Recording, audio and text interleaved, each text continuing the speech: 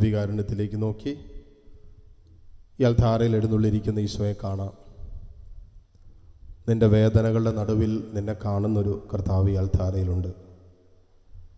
നിനക്ക് പറയാനുള്ളതും നിനക്ക് പങ്കുവയ്ക്കാനുള്ളതൊക്കെ എത്രമാത്രം നിന്നെ വേദനിപ്പിക്കുന്നുണ്ടെന്നും അസ്വസ്ഥപ്പെടുത്തുന്നുണ്ടെന്നും ഭാരപ്പെടുത്തുന്നുണ്ടെന്നും സങ്കടപ്പെടുത്തുന്നുണ്ടെന്നൊക്കെ അറിയാവുന്നൊരു ദൈവം ഈ അൾത്താരയിലുണ്ട്. മോനെ, ഇത് നിൻ്റെ ഹൃദയം തുറന്ന് നിൻ്റെ ജീവിതം കർത്താവിൻ്റെ മുമ്പിൽ ബലിയായി സമർപ്പിക്കേണ്ട സമയമാണ്. റോമാക്കാർക്ക് എഴുതിയ ലേഖനം 12:1 അതല്ലേ നാം വായിക്കുന്നത്. എന്താണ് യഥാർത്ഥമായ ആരാധന? നമ്മുടെ ശരീരങ്ങളെ ദൈവത്തിന് പ്രീതികരവും സജീവവുമായ ബലിയായി സമർപ്പിക്കുന്നതാണ് യഥാർത്ഥ ആരാധന എന്നല്ലേ പൗലോസ്ലീഹ നമ്മൾ ഓർമ്മപ്പെടുത്തുന്നത്. സത്യത്തിലും ആത്മാവിലും കർത്താവിനെ ആരാധിക്കാൻ ഈശോയെ ഞങ്ങളെ തന്നെ ഒരു വിശുദ്ധ ബലിയായി ഇതാ നിന്നിലേക്ക് ഞങ്ങൾ സമർപ്പിക്കുന്നു. ഞങ്ങളുടെ ജീവിതത്തിൻ്റെ സകല വേദനകൾ, സങ്കടങ്ങളും, ദുഃഖങ്ങളും, കണ്ണുനീരൊക്കെ ഈശോയെ ചേർത്ത് വെച്ചുകൊണ്ട് ഇതാ ആരാധനയ്ക്ക് യോഗ്യനായ ഈശോയെ ഒരാരാധനയായി നിൻ്റെ മുമ്പിൽ നിന്നുകൊണ്ട് ഞങ്ങൾ നിന്നെ ആരാധിക്കുന്നു. ഒരുമിച്ച് പ്രാർത്ഥിക്കാം. പരിശുദ്ധ പരമ ദിവ്യകാരുണ്യ നാഥനായ ഈശോയ്ക്ക് എന്നേരവും ആരാധനയും സ്തുതിയും പുകഴ്ചയും ഉണ്ടായിരിക്കട്ടെ. കർത്താവിൻ്റെ കരുണ യാചിച്ച് പ്രാർത്ഥിക്കുന്ന സമയമാണ്. ഇന്നത് വല്ലാതെ അസ്വസ്ഥപ്പെട്ട് നിൽക്കുന്ന മക്കൾ പ്രത്യേകം ഈശോ നീ എന്നെ ആശ്വസിപ്പിക്കണമേ എന്ന് പ്രാർത്ഥിക്കുക. നമ്മൾ ആശ്വാസം തേടി എവിടേക്ക് അലയുന്നേ? പലപ്പോഴും മനുഷ്യരിലാണ് നമ്മൾ അലഞ്ഞ് അന്വേഷിച്ച് മനുഷ്യരിൽ നമ്മൾ ആശ്രയത്വം കണ്ടെത്താൻ ശ്രമിക്കും. മനുഷ്യരാൽ ആശ്വസിപ്പിക്കപ്പെടുന്ന ഒരു വൈകാരിക ആശ്വാസം കിട്ടുന്ന അനുഭവങ്ങൾക്ക് മാത്രമായി നമ്മൾ ഓടും.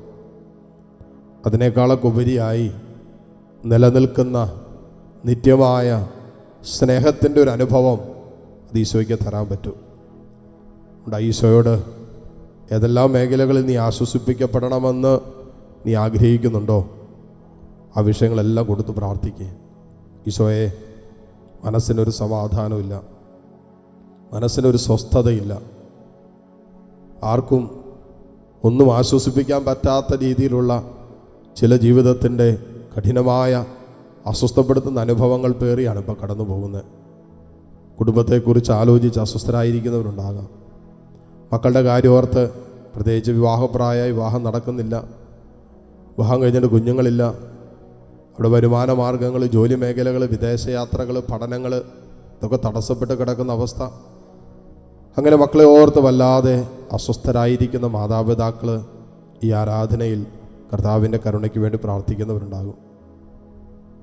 ലോകമെമ്പാടും ഇരുന്ന് ദൈവമേ ഞങ്ങളുടെ വരുമാന മാർഗങ്ങളെ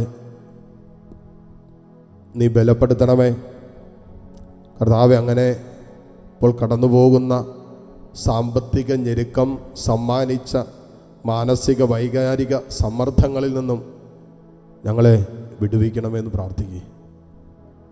ഒരുപക്ഷെ കുടുംബത്തിൽ, കുടുംബ ബന്ധങ്ങളിൽ, ദാമ്പത്യ ബന്ധങ്ങളിൽ, മക്കളുമായിട്ടുള്ള ബന്ധങ്ങളിൽ, മാതാപിതാക്കളായിട്ടുള്ള ബന്ധങ്ങളിൽ, അങ്ങനെ ചില ബന്ധങ്ങളിൽ അസ്വസ്ഥതകളും മുറിവുകളും ഒക്കെ ഉണ്ടായതിൻ്റെ പേരിൽ മനസ്സമാധാനം നഷ്ടപ്പെട്ടു പോയവരുണ്ടാകും. സ്വസ്ഥതയില്ല, ഉറങ്ങാൻ പറ്റണില്ല, വല്ലാത്ത അസ്വസ്ഥതകൾ, ഒരുപക്ഷെ ആരുമില്ല എന്നുള്ള തോന്നലിൻ്റെ നടുവിൽ വല്ലാതെ സങ്കടപ്പെടുന്നവരുണ്ടാകാം. എവിടെ ഒരൊറ്റൊരു ആശ്വാസം എനിക്ക് കിട്ടും എന്ന് അന്വേഷിച്ച് നടക്കുന്നവരുണ്ടാകാം. എൻ്റെ മനസ്സിനൊന്ന് ആശ്വസിപ്പിക്കാൻ പറ്റണില്ലല്ലോ കർത്താവേ, മനസ്സിനൊന്ന് ശാന്തമാക്കാൻ പറ്റുന്നില്ലല്ലോ എന്നോർത്ത് വേദനിക്കുന്നവരുണ്ടാകാം. കർത്താവിൻ്റെ വചനം നമ്മെ ബോധ്യപ്പെടുത്തുന്നൊരു കാര്യമുണ്ട്. യെശയ്യാ പ്രവാചകൻ്റെ പുസ്തകം 61:2 ഹൃദയം തകർന്നവരെ ആശ്വസിപ്പിക്കാനും തടവുകാർക്ക് മോചനവും ബന്ധിതർക്ക് സ്വാതന്ത്ര്യവും പ്രഖ്യാപിക്കാനും കർത്താവിൻ്റെ കൃപാവത്സരവും നമ്മുടെ ദൈവത്തിൻ്റെ പ്രതികാര ദിനവും പ്രഘോഷിക്കാനും വിലപിക്കുന്നവർക്ക് സമാശ്വാസം നൽകാനും എന്നെ അയച്ചിരിക്കുന്നു. ഇതാ ജീവിക്കുന്നവനായ കർത്താവ് ഈ അൾത്താരയിൽ എഴുന്നള്ളിയിരിക്കുന്നത് ഹൃദയം തകർന്നവരെ ആശ്വസിപ്പിക്കാനും കൂടിയാണ്. ഹൃദയം തകർന്നവർക്ക് അവിടുന്ന് സമീപസ്ഥനാണെന്നും മനമുരുകിയവരെ അവിടുന്ന് രക്ഷിക്കുന്നു, ആശ്വസിപ്പിക്കുന്നു എന്ന് വചനത്തിലൂടെ നാം കേട്ടിട്ടുണ്ടല്ലോ. ഇതാ ആശ്വാസദായകനായ ഈശോ ഈ അൾത്താരയിലുണ്ട്. നിങ്ങൾ പറ നിങ്ങളുടെ വിഷമങ്ങൾ എന്തൊക്കെയാണെന്ന്. നിങ്ങൾ നിങ്ങളുടെ സങ്കടങ്ങൾ ഈശോയോട് പറ. എവിടെയാണ് നിങ്ങൾക്കൊരു ആശ്വാസം വേണ്ടത്? ഏത് വിഷയത്തിലാണ് നീ ആശ്വസിപ്പിക്കപ്പെടേണ്ടത്? നീ സങ്കടം പേറി കടന്നു പോകുന്ന ജീവിതത്തിൻ്റെ വിഷയം എന്താ? നിന്നെ അലട്ടിക്കൊണ്ടിരിക്കുന്ന ജീവിതത്തിൻ്റെ സങ്കടങ്ങൾ എന്തൊക്കെയാ? പുറത്തു വരാൻ പറ്റാത്ത രീതിയിൽ മനസ്സും ഹൃദയമൊക്കെ വല്ലാതെ ആടിയുലയുന്ന രീതിയിൽ ഭാരം, തലയ്ക്കകത്തൊരു ഭാരം, നെഞ്ചിലൊരു ഭാരം നീ കൊണ്ടു നടക്കുന്ന വിഷയം ഏതാ? ഈശോട് പറ.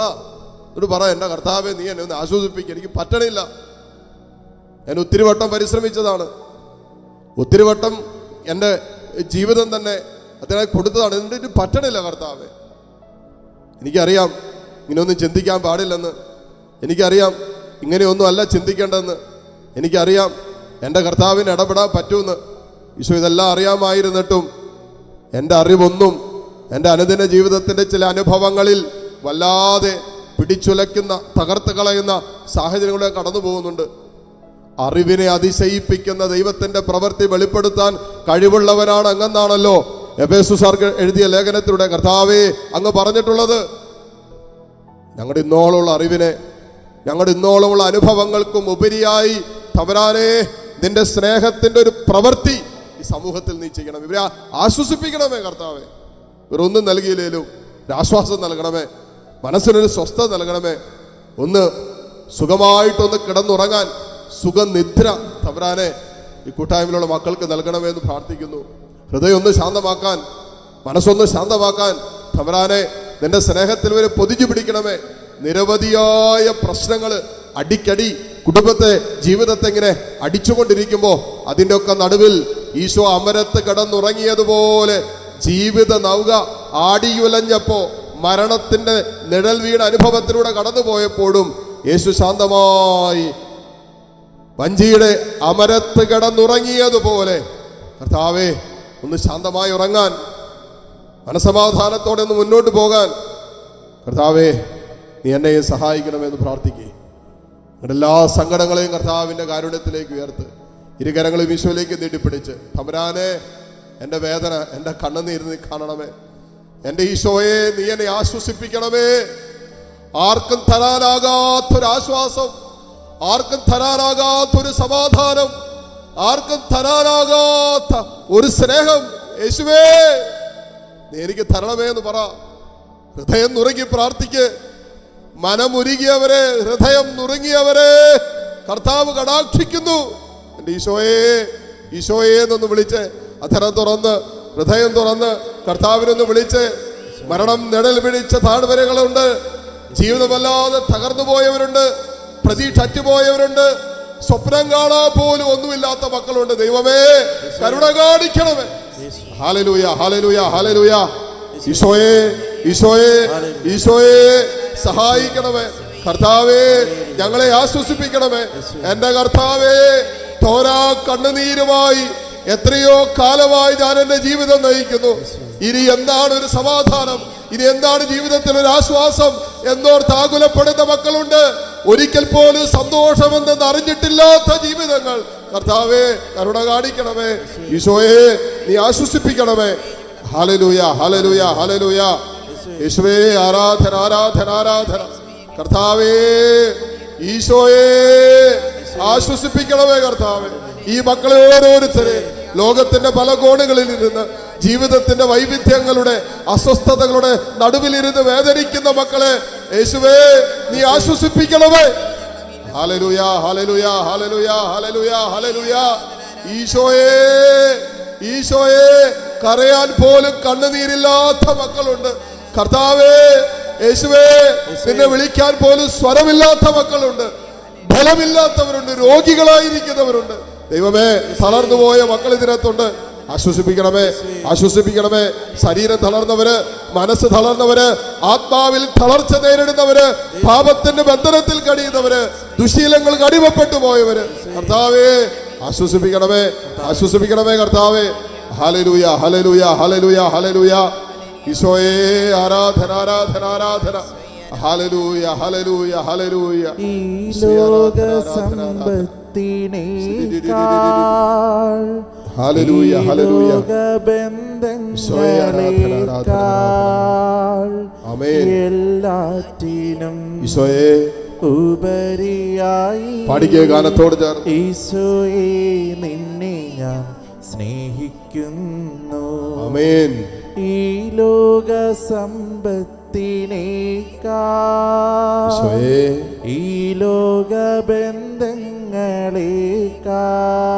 ആമേൻ. എല്ലാറ്റിനും ഈശോയെ ഉപരിയായി ആമേൻ. ഈശോയെ നിന്നെ ഞാൻ സ്നേഹിക്കുന്നു.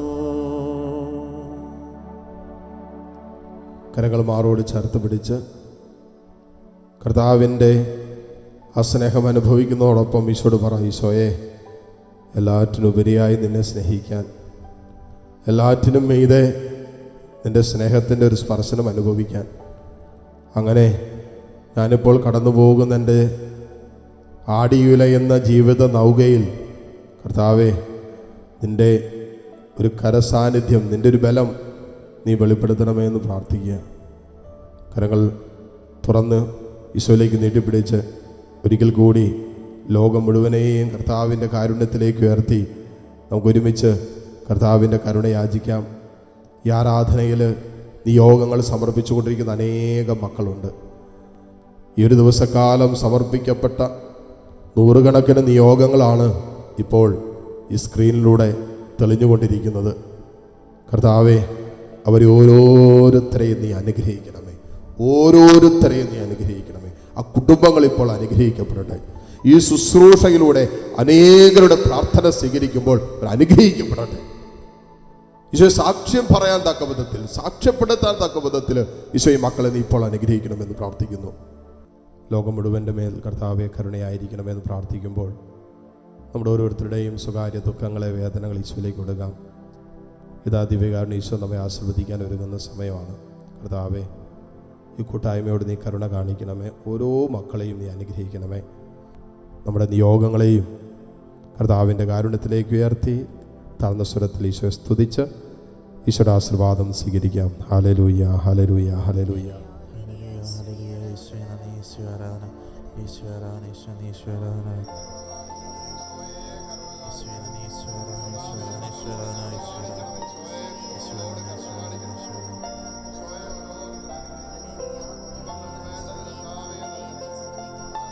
പരിശുദ്ധ പരമമാം ദിവ്യകാരുണ്യമേ, എന്നുമെന്നും അങ്ങേക്കാരാധന.